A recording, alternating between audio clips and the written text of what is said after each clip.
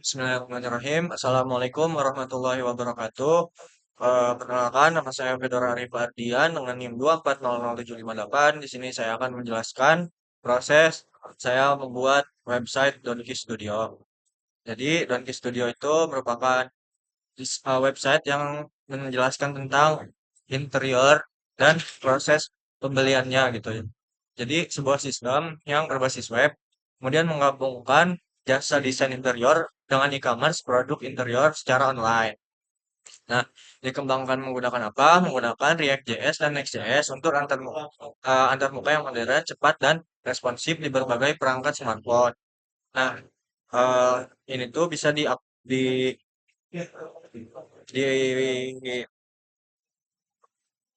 dipakai melalui laptop, tablet, ataupun perangkat yang lainnya gitu ya.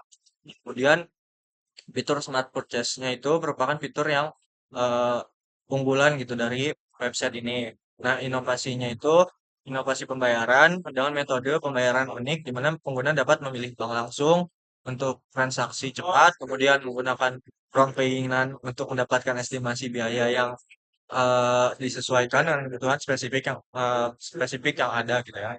Kemudian sistem ini juga akan menghitung estimasi yang harus dibayarkan berdasarkan deskripsi kebutuhan pengguna. Selanjutnya yaitu menggunakan metode apa sih Donkey Studio ini? Donkey Studio ini menggunakan metode agile gitu ya, pendekatan iteratif berbasis Scrum sederhana pada proyek web Donkey Studio. Nah, metodologi ini dipilih berdasarkan yang sedang tren saat ini, yaitu diputuskan untuk menggunakan agile ini karena pendekatan ini iteratif berbasis Scrum sederhana dan metodologi ini juga dipilih karena sesuai dengan karakter pengembangan website Donkey Studio yang bersifat dinamis dan fleksibel terhadap perubahan kebutuhan. Keunggulannya memungkinkan eh, pengembangan fitur secara bertahap, kemudian menghasilkan bagian sistem yang dapat diuji dengan segera, dan dapat mengevaluasi atau evaluasinya itu dapat dilakukan sebelum lanjut ke tahap berikutnya. Jadi, ketika tahap pertama sudah selesai, itu bisa dievaluasi terlebih dahulu, kemudian baru lanjut ke tahap berikutnya. Adapun alasan strategis pemilihan atau pemilihan metode ini yaitu yang pertama modul bertahap, artinya website memiliki banyak modul seperti autentikasi, layanan, desain, dan konsultasi. Nah, selain konsultasi juga ada toko produk dan dashboard admin yang bisa dikembangkan terpisah. Selanjutnya, fleksibilitas fitur tentunya memungkinkan keadaan eh, yang ketika ingin mendapatkan fitur itu dalam proses pengembangannya cukup besar tentunya. Pasti ada aja keinginan penambahan fitur. Nah, jadi sangat cocok untuk metode agile dan dengan tujuan membuat web Donkey Studio ini. Kemudian yang ketiga yaitu minim resiko. Minim resikonya seperti apa?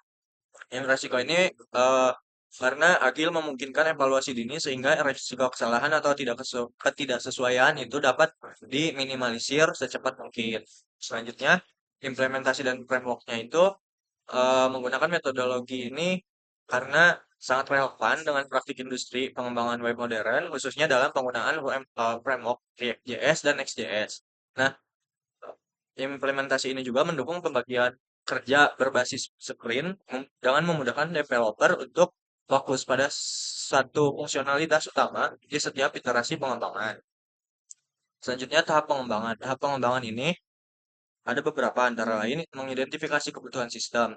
Nah, sebelum membuat websitenya kita mengidentifikasi sistem dulu butuhnya seperti apa, kemudian berkonsultasi dengan user dan admin dalam konteks desain interior. Kemudian yang kedua yaitu penyusunan produk backlog. Maksudnya seperti apa? Yaitu ketika membuat fitur lengkapnya itu akan dikerjakan dalam seluruh masa proyek. Kemudian penentuan prioritas fitur. Nah, kita mengurutkan dulu fitur mana yang paling krusial untuk dikerjakan terlebih dahulu dalam sprint awal. Jadi, ketika langkah pertama itu kita mengerjakan hal yang paling sulit terlebih dahulu, baru yang paling mudah. Selanjutnya ada daftar fitur yang ada yaitu dalam produknya itu sistem registrasi dan login, kemudian modul layanan desain, modul paket desain, form konsultasi online, toko dan keranjang belanja tentunya, dan dashboard admin. Selanjutnya, langkah pertama atau sprint yang pertama dilakukan itu sistem dasar seperti instalasi dan konfigurasi React JS dan Next.js, kemudian perancangan database awal, kemudian implementasi fitur registrasi dan login, dan pembuatan tampilan landing page.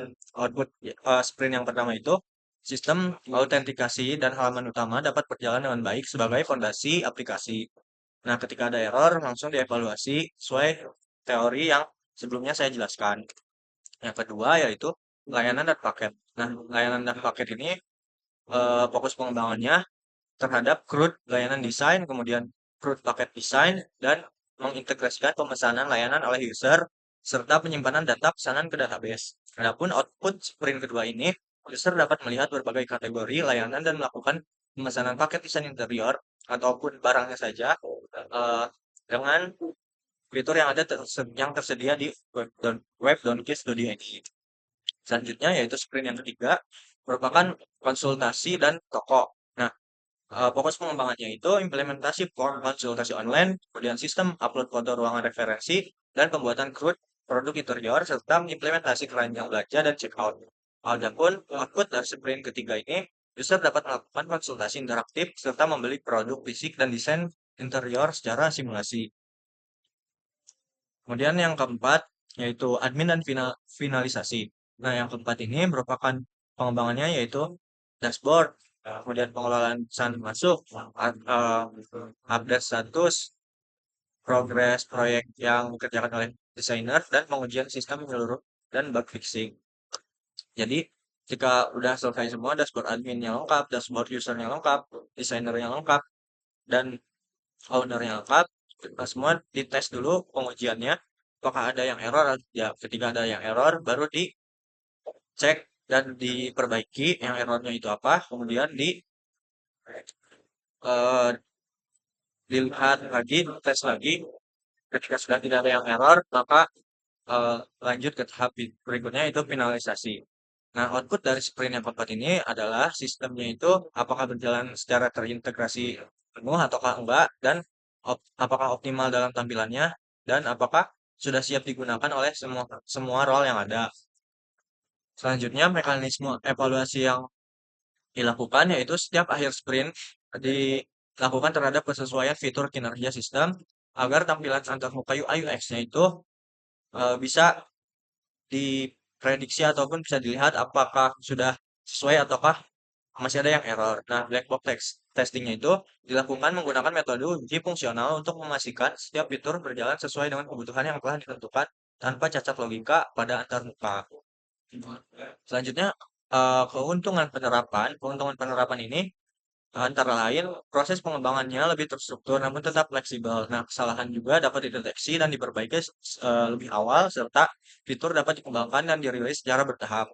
Adapun sistem juga dapat lebih mudah disesuaikan dengan perubahan kebutuhan pasar. Selanjutnya yaitu siapa aja sih yang terlibat dalam website Donkey Studio ini. Yang terlibatnya antara lain owner dan admin, fungsinya apa untuk mengawasi operasional, menentukan harga, mengelola seluruh data backend, baik layanan, produk, paket, dan eh, pendapatan dan pengeluaran. Kemudian untuk yang kedua ya atau yang ketiga yaitu interior designer. Nah, interior designer ini merupakan orang yang ngedesain itu. Nah, fungsinya untuk menerima detail proyek, melihat hasil konsultasi apakah di ACC atau enggak, dan mengirim hasil desain kepada pelanggan ketika hasilnya sudah jadi atau desainnya sudah jadi. Kemudian yang keempat yaitu pelanggan atau user. Nah, ini tuh fungsinya sangat krusial karena eh, sebagai pelanggan atau customer gitu ya, dengan fokusnya melihat katalog, memesan jasa desain dan paket yang ada, serta barang yang ada, kemudian bisa konsultasi melalui chat, kemudian bisa juga membeli, yang terakhir yaitu membeli dengan hasil akhir dapat membayarnya gitu ya. Selanjutnya catatan strategisnya itu eh, dari Bapak ketika beberapa pertemuan yang ada di lab itu, salah satunya yaitu sistem harus fleksibel, pembeliannya itu desain-desain saja, barang-barang saja, atau disatukan desain dan barangnya itu dalam satu paket yang lengkap. Nah, kemudian smart juga berarti user membuat prompt dan harga muncul sesuai rincian otomatis dari apa yang udah di-prompt oleh user. Kemudian catatan Duan John selaku user waktu itu adalah mengintegrasikan chatbot untuk bill transaksi. Nah, fitur pembayarannya harus mendukung sistem down payment di awal untuk menyelesaikan pesanan. Nah, selanjutnya adalah aktivitas pengguna, khususnya yang sudah dijelaskan tadi, ini khususnya admin dan pelanggan. Admin itu inputnya itu data layanan, pakaian produk, status pesanan, dan outputnya informasi website terupdate, kemudian status pesanan pelanggan, balasan chat. Nah, pelanggan ini menginputnya itu registrasi, pilihan paket, kebutuhan melalui smart purchase. Kemudian outputnya itu apa? Total harga pesanan, estimasi biaya, status pengerjaan. Selanjutnya spesifikasi sistem ataupun sistem atau perangkat apa saja yang bisa mengakses web .key Studio ini. Yang pertama antara lain softwarenya itu kita kita gunakan framework React.js dan Next.js seperti yang sudah dijelaskan sebelumnya, kemudian stylenya Tailwind CSS, kemudian database-nya itu Firestore dan editornya VS Code. Adapun hardware-nya itu minimal requirement-nya prosesor Intel Core i3, kemudian RAM-nya 8 GB dan 4 GB, kemudian storage-nya 256 ataupun di bawah itu 128 ataupun di bawahnya lagi gitu. Kemudian internetnya minimal 5 Mbps supaya lancar ketika mengakses web tersebut.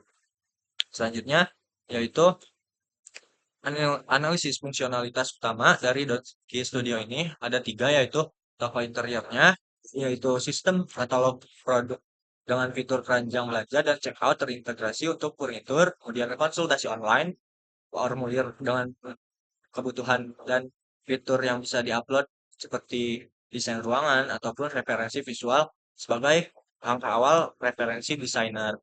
Dan yang terakhir yaitu smart purchase.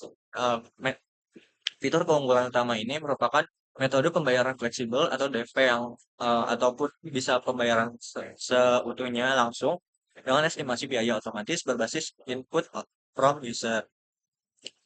Adapun arsitektur dan spesifikasi sistemnya yaitu front end frameworknya React.js, Tailwind CSS, dan Next.js, dan backend database-nya yaitu Firebase menggunakan Firestore yang terintegrasi secara real time, jadi tidak delay gitu ya.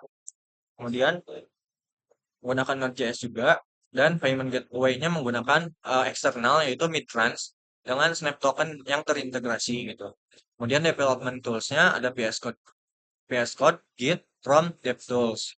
Nah, kemudian juga minimal hardware-nya Intel Core i3 dan minimal RAM 8 ataupun koneksinya itu 5 Mbps seperti yang sudah dijelaskan tadi. Nah, adapun laporan proses pengerjaannya setelah pengerjaan awal itu merupakan yang pertama fondasi proyek dengan setup proyek, kemudian routing, terus dan role base secara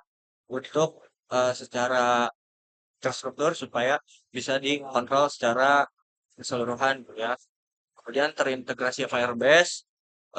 Integrasi Firebase ini merupakan Authentikus Google dan Gmail dan auto create profil di Firestore untuk berjalan 100%. Artinya apa? Ketika user login itu tidak perlu memasukkan kata sandi lagi karena sudah terintegrasi dengan Gmail yang ada di akun Google mereka sendiri gitu. Kemudian modul layanannya itu penampilan daftar layanan real-time, filter kategori, dan modal order via WhatsApp yang tersedia. Nah, sistem chart ini ataupun keranjang, resistensi dan data menggunakan local storage dan sinkronisasi Firestore untuk pengalaman multi-device. Nah, adapun tantangan dari pengerjaan ini, validasi stok produk secara real time dan analitik dashboardnya itu masih dalam pengembangan lanjutan. Itu masih awal-awal proses pengerjaan. Kemudian integrasi Firebase dan keamanannya itu sistem keamanan yang menggunakan Firebase Out via Gmail, kemudian Firestore-nya ini database-nya NoSQL, artinya menggunakan seperti dokumen gitu. Kalau SQL kan eh, menggunakan tabel-tabel, nah ini seperti dokumen dan tersinkronisasi dengan pesanan dan chat. Jadi segala database-nya disimpan di database Firestore. Kemudian storage-nya penyimpanan foto referensi ruangan bisa berkualitas tinggi dan role control itu auto upgrade. Jadi berdasarkan email dan proteksi root dari admin ke halaman dashboard gitu. Selanjutnya, inovasi Smart Purchase AI. Nah, ini fitur unggulan yang ada di website kami atau website saya, yaitu AI generatif yang terintegrasi dengan Gemini. Fitur ini merupakan canggih gitu ya, termasuknya karena user bisa memasukkan prompt kebutuhan interior mereka, kemudian bisa langsung ada hasilnya. Contohnya seperti ini. Saya ingin desain ruang tamu minimalis modern dengan budget 50 juta. Nah, AI ini akan memproses dan memberikan estimasi biaya serta rekomendasi produk secara instan, baik tempat ataupun estimasi lainnya gitu ya. Selanjutnya yaitu ke list progress yang sudah dikerjakan itu yang pertama fondasi React tentu saja, kemudian integrasi Firebase, Smart Purchase AI, Payment Midrange, Generate Snap Token untuk pembayaran dan chat system beserta dashboard admin. Jadi nanti chat sistemnya ini bisa mengkonsultasi antara user ke admin, admin ke owner, owner ke desainer gitu. Jadi saling nyambung gitu, bisa chatting untuk di dalam websitenya sendiri. Kemudian dashboard adminnya bisa crude, service, produk, dan order tentu saja. Kemudian pengujian white box-nya itu terstruktural gitu ya. Terfokus pada struktur internal, alur pembukaan, dan algoritma kode. Nah, ini digunakan untuk memastikan semua loop dan branching atau if else kondisi yang ada di sistem pembayaran itu berjalan dengan benar. Khususnya di eh, sistem Donkey Studio ini dengan rumus cyclomatic complexity V kali G sama dengan E sama dikurang N plus 2 di atau V kali G sama dengan P plus 1. Nah, E itu edge, N nodes, dan P ini predikat nodes atau simpul predikat. Nah, ini merupakan tabel hasil analisis dari pengujian white box ini. Nah, berdasarkan flow graph sistem checkout ditemukan nilai V kali G. Kita lihat dulu fitur out system itu V kali G-nya dan minimal test case-nya itu 4. Jadi prioritasnya sedang, kemudian smart purchase itu 7 dengan prioritas tinggi dan shopping cart-nya itu 5 dengan prioritas tinggi. Adapun checkout payment itu paling tinggi ya, dilihat di sini karena nilainya 8 dan prioritasnya sangat tinggi. Adapun konsultasi chat itu hanya 3 dengan prioritas rendah.